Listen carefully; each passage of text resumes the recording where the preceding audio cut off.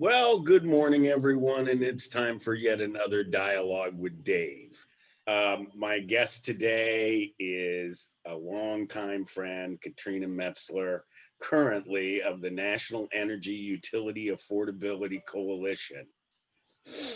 Well, how long have you been at NEUAC now, So Katrina? I'm entering my 5th year as the executive director there. So I'm just now sort of getting my feet wet, and I've learned the ropes, and I'm starting to figure things out, I think. Let's refresh our those who are watching us. Could you give a little background on NEUAC itself? What was the organization started to do, and what is it doing now? Obviously, Sure. we're talking to policymakers and things, but yeah, give us a little background here so the listenership understands. Sure. So NEUAC stands for National Energy and Utility Affordability Coalition. We're still sort of a new organization. We were initiated in 2014, created from 2 previous organizations that had been around for a very long time, however, the National Fuel Funds Network, NFFN, and the National Low Income Energy Consortium, NLIEC, combined. The mission is to drive energy affordability, reduce energy poverty, and advocate for energy security at the federal level, to provide education on the issues that affect energy affordability. And we have grown steadily since 2014.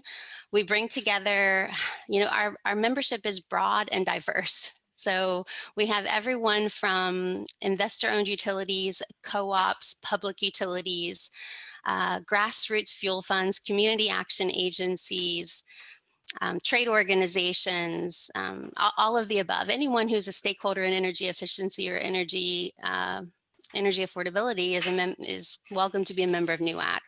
I think that, based on my experience, there are huge disparities across the country in terms of the availability of assistance to help people stay connected to their utilities. Ohio, I think, has one of the best systems, I between agree. a very effective LIHEAP program that kind of moved very quickly to expand this summer and accommodate the situation.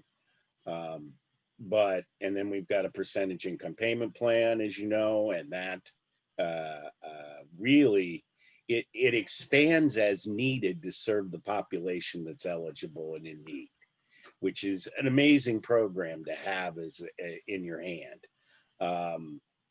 And we've got a pretty good weatherization program, I've heard. You've never had anything to do with it. I agree. But and so, I was one of the voices that said, I don't want a national moratorium because we have the benefits, and we had a hard time getting people to come into the agencies once the moratorium was declared. The example I like to give is we've had a fuel fund in conjunction with First Energy for years now, and it's $1 million a year, and it usually goes away. We open it March 1st, and it's gone in 20 business days. It has been since 2003. This year we opened it up, and we didn't close it until the end of May because nobody came in asking for benefits. And and it was really only the utilities. It was folks where the utility couldn't take the disconnection notice off the bill because the billing system wasn't good enough. And but to take that long, just told me that the moratoria were causing people to make paying their utility bills a really low priority. And the problem becomes when they come back in and they've got an accumulated arrearage of $1,200, $1,500, there's no way we can scrounge up that much money per client to get them back in the good graces of their utility company.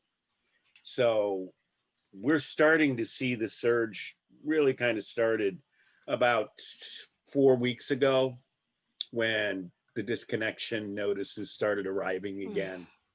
And now the agencies are full. And but our numbers on PIP are still down from last year. Um, One thing that I think I took for granted as someone who was from Ohio when I got to the national level was the PIP that we have in Ohio.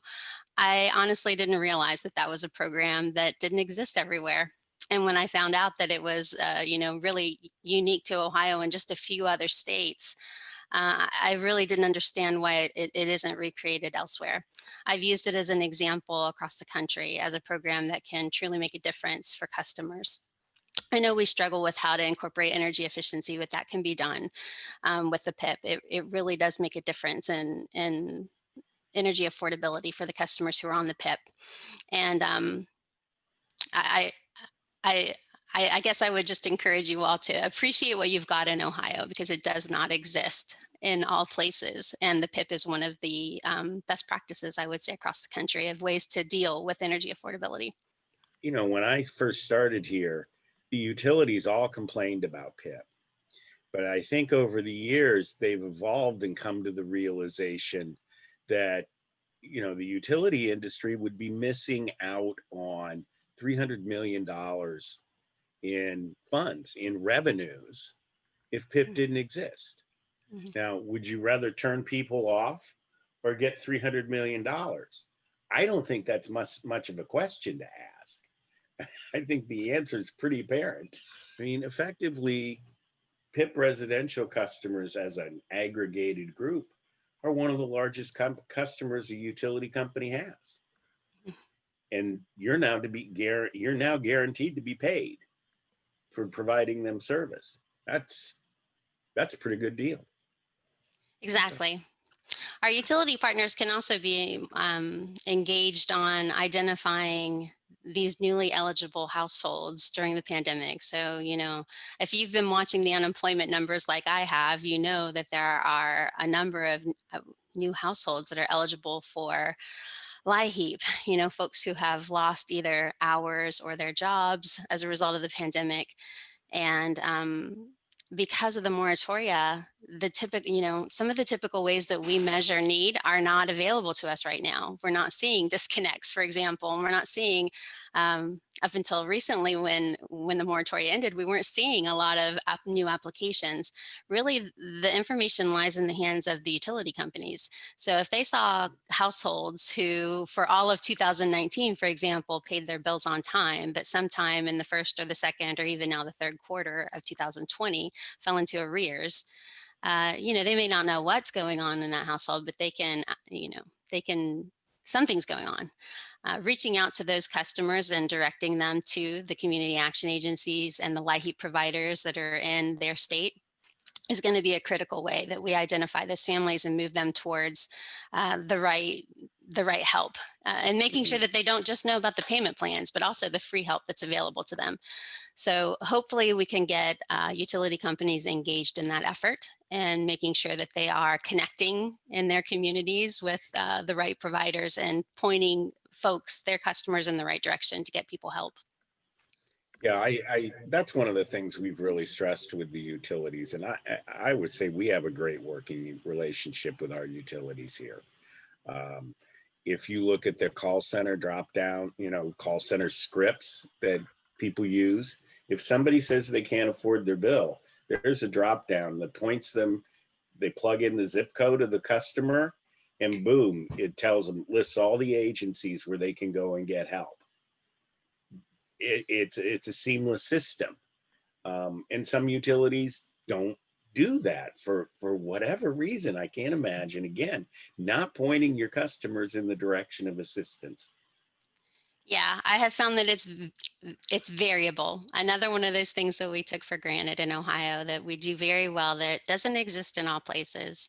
Um, I don't know if Ohio changed for the CARES Act funding, the 900 million additional dollars that came through earlier this summer. I'm not sure if he changed your eligibility guidelines, but another thing that we were seeing at the federal across the country was in some cases on websites, for example, they would have the annual eligibility guidelines. So they were directing customers to, you might be eligible for LIHEAP go to this website and check.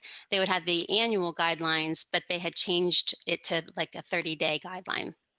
And so customers would go and think they were not eligible and not apply. So ensuring that you're consistent in your messaging and that you have the right information out there so that customers can determine whether or not they're eligible.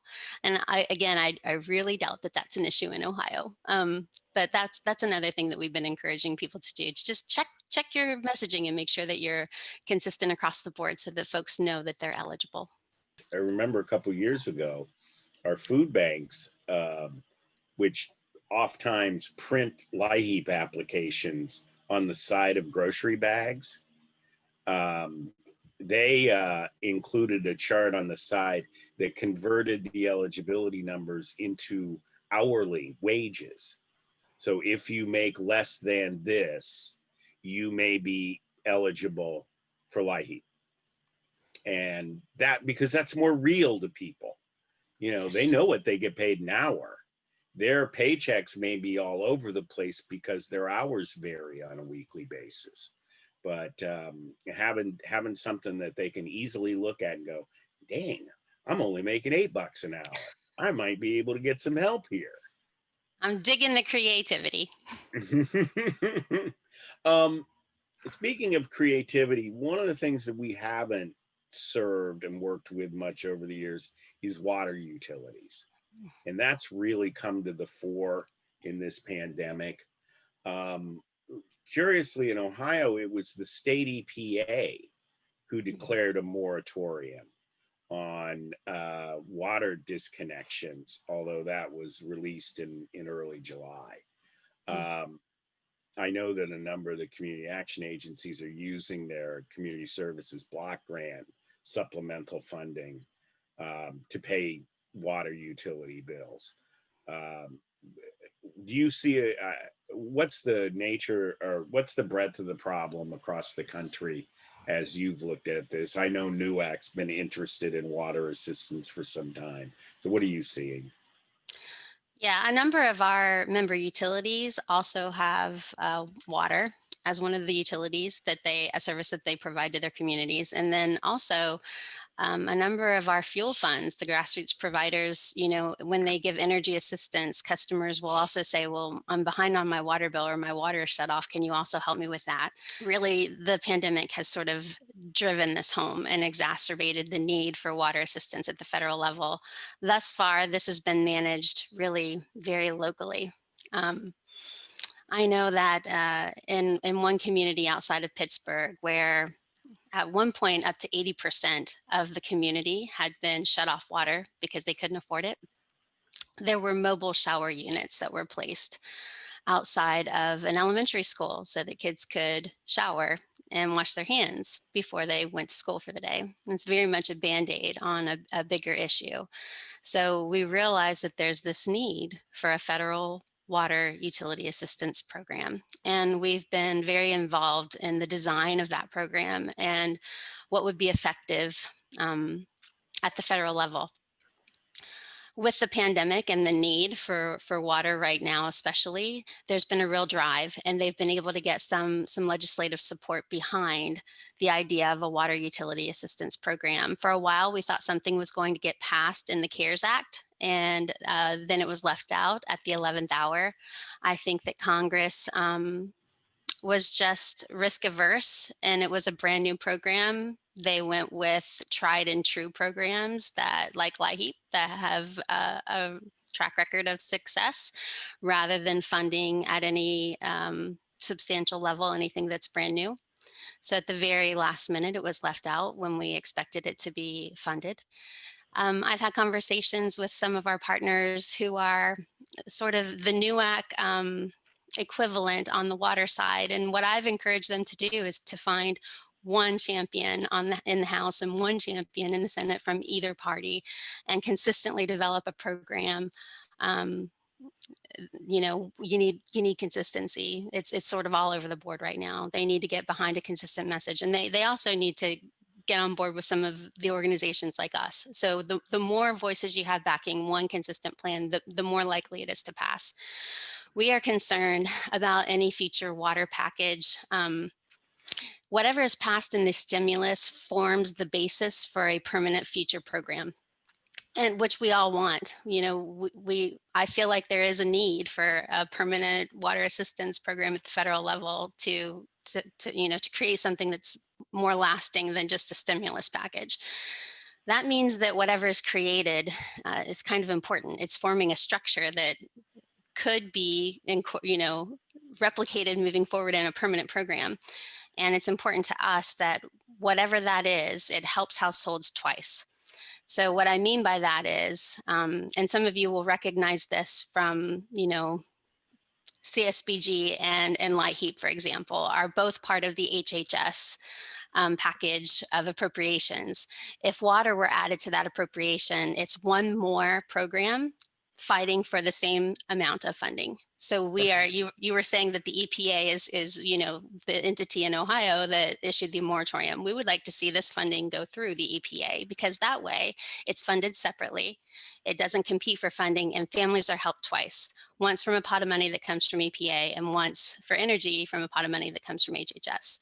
And that way we can effectively advocate for both and go, 100%, 110% for both of those funding streams. Right now it's being proposed as coming through HHS. And in some cases it's even proposed as going through the Light Heap program. It's conceivable that we would get the same amount of money for Light Heap, but be asked to do one more thing. Right. And that would be unfortunate, because that really doesn't help. I'm afraid that they would lose energy assistance and gain water assistance, and that really doesn't help households in any substantial way. So we're trying to make sure that in whatever program is created, households are helped more than once, and that we are able to also administer the program. If we're going to ask our Light Heap agencies to administer this program, then they need the administrative funds to do so. Connecting with all these different water utilities, it's set up different from energy utilities, is a burden. So ensuring that they have the resources that they need in order to do that is also a priority. Still talking about it, hopeful that something will get passed, and keeping our membership informed as those discussions move forward. Well, I think the water space is going to be particularly challenging. In Ohio, few of them are regulated. Most are publicly owned. And because of EPA rules on water quality and purity, their costs have gone up significantly in the past 20, 30 years. And it reflects in the bills that we pay, because they're pretty high for water. And I can understand how it becomes a problem when your water bill, which used to be relatively small, is big or larger than your electric bill. And I appreciate your comments too about diversifying the funding sources, really, for programs. And WAP, weatherization, is a perfect example of that, because it's funded from HHS and it's funded from DOE. And over the years, there have been conversations about consolidating it, but the primary reason it hasn't happened is money. You want to have funding from two different sources if you can. That's a treat in that topsy-turvy world of Washington in which you exist now. So, Katrina, I want to thank you for taking the time to sit down with me today. I'm sure lots of folks here in Ohio will be happy to hear what you're up to and get an update on the work of NEUAC in DC. And I wish you all the best. I hope we get to keep working together for a few more years. Me too. Thank you, Dave, and thanks for having me. Bye-bye.